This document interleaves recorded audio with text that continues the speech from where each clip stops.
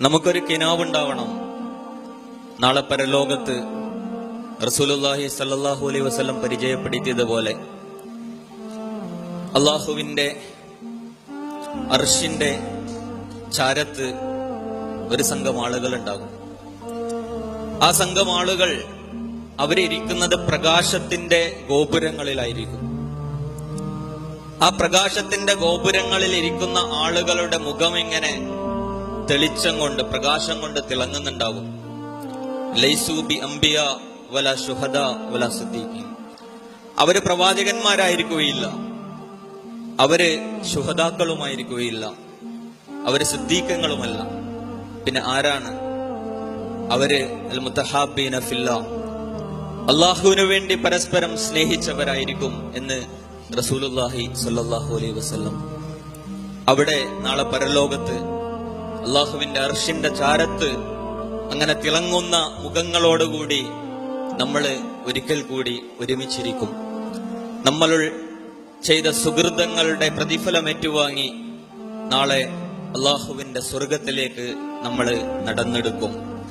അവിടെ വെച്ചുകൊണ്ട് നമ്മളുടെ പ്രിയ റസൂലിന്റെ കൈപിടിച്ചുകൊണ്ട് പ്രവാചകന്മാരെ നമ്മൾ പരിചയപ്പെടും. സിദ്ദീഖുൽ അക്ബറിന്റെയും ഉമർ ഇബ്നുൽ ഖത്താബിന്റെയും ചാരത്ത് നിന്ന് നമ്മൾ സഹാബിമാരോട് പുഞ്ചിരിക്കും.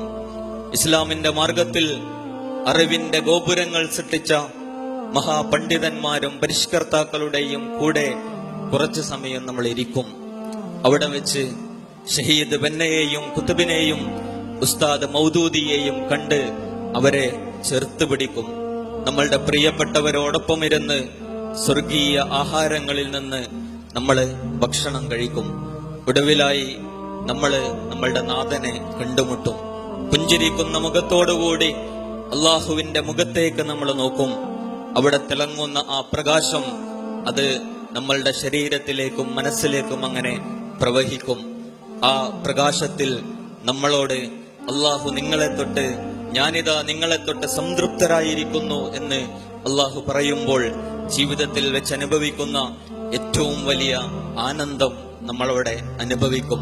നാഥൻ അതിന് നമ്മെ തുണക്കുമാറാകട്ടെ.